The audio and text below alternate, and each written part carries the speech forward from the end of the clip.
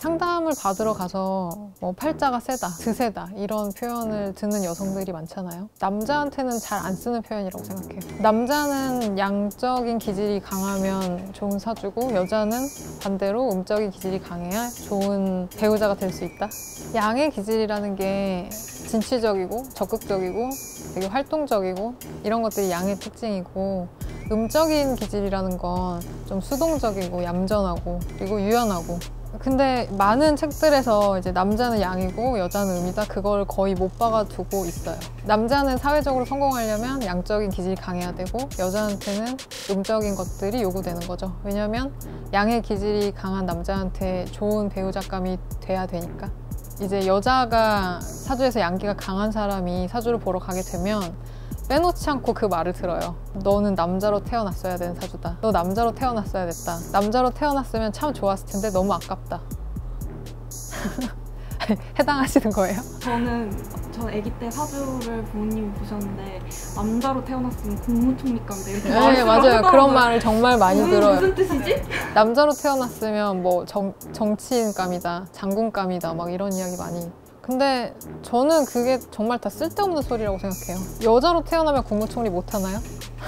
근데 그런 말을 한다는 것 자체가 이미 세상이 다 인정하고 있는 거 아니에요? 여자로 태어나면 가능성을 제한당한다는 걸?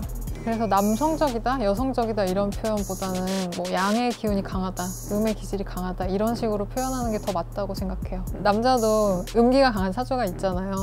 그러면 성별이분법적인 사고 안에서는 남성들도 맨박스에 갇히게 되기 때문에, 남자인데 이제 사주에서 음기가 엄청나게 강한 분이었어요. 근데 사주를 보러 가면 그분도 빼놓지 않고 그 얘기를 듣는데요. 여자 사주라고. 여자로 태어났어야 되는데 너는 고추를 잘못 달고 태어났다. 남자보다는 여자들한테 더 가혹하다고 생각해요. 왜냐하면 남자가 사주를 보러 갔을 때 넌 여자로 태어났어야 되는 사주인데 너무 아깝다 이런 얘기는 듣지 않죠. 근데 여자한테는 그렇게 말하잖아요. 성차별적인 사회는 여성과 남성 모두한테 다 좋지 않죠. 저는 세상이 평등하다면 남자와 여자의 사주가 동일할 때 다른 해석이 나올 수가 없다고 생각해요.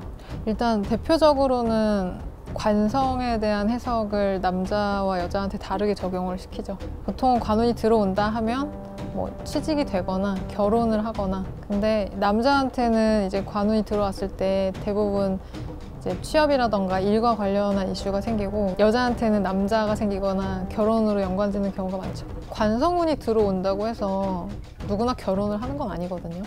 그리고 어떤 여성들의 사주에서는 남자가 관성이 아닐 때도 있어요.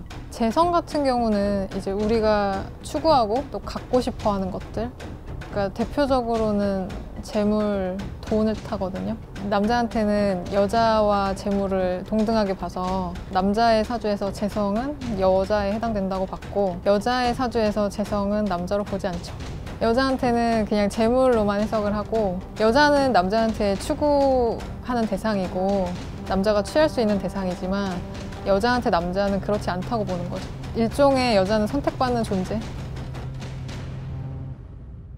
저는 내 남자가 질문하지 않으면 그 얘기를 가장 먼저 꺼내지 않아요. 연애나 결혼 이슈를 온 이유가 그것 때문이다라고 말을 하면 그 이야기로 대화를 시작하지만, 저는 비혼주의예요, 아니면 저는 비연애주의예요 라고 말하면 상담 시간에 굳이 그 얘기를 할 필요가 없죠. 다른 이야기를 하기에도 시간이 아까운데. 성소수자라고 해서 또 뭐 다른 해석을 적용하거나 그러진 않아요.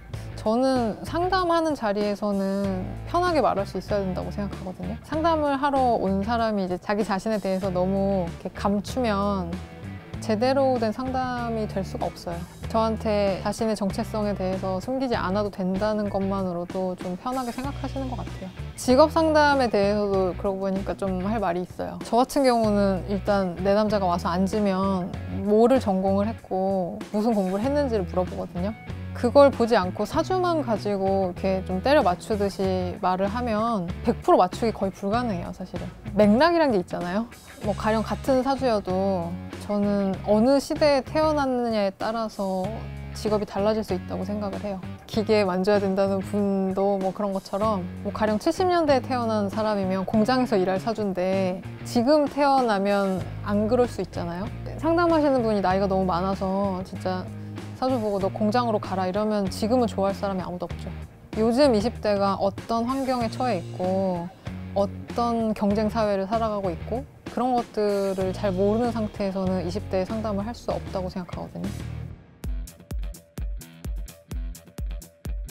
일단은 세상이 성평등하지 않기 때문에 다른 해석을 적용하는 거라고 생각하고요. 두 번째는 옛날에 여성들이 직업이 없이 살던 시절이 길었기 때문에 그때 해석을 그냥 지금까지 이어서 계속 적용을 하고 있다고 생각해요. 통계학이니까 오차가 당연히 있을 수밖에 없고 가부장제가 시작된 지 1만 년이고 명리의 역사가 5,000년 정도 됐으니까 어쨌든 가부장제 이전의 기록이 없잖아요. 그러니까 당연히 성차별적일 수밖에 없죠. 근데 최근 몇십 년 사이에 정말 세상이 많이 변했고 근데 지난 5,000년 동안의 이제 기록을 갖다가 지금 그대로 적용을 시키면 당연히 틀릴 수밖에 없죠.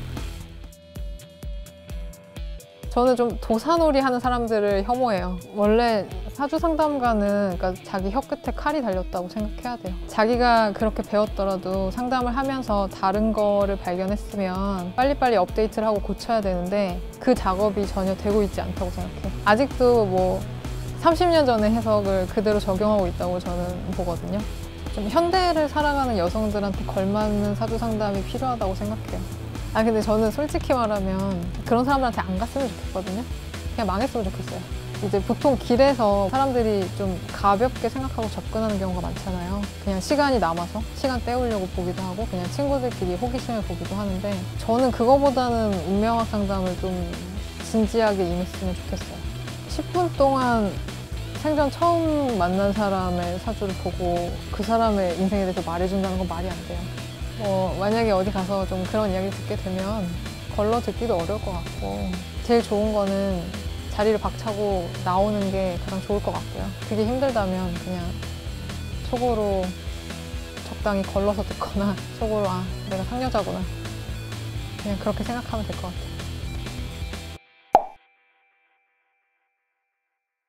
같아요. 상담은 페이스북 페이지 릴리스의 방으로 오시면 됩니다.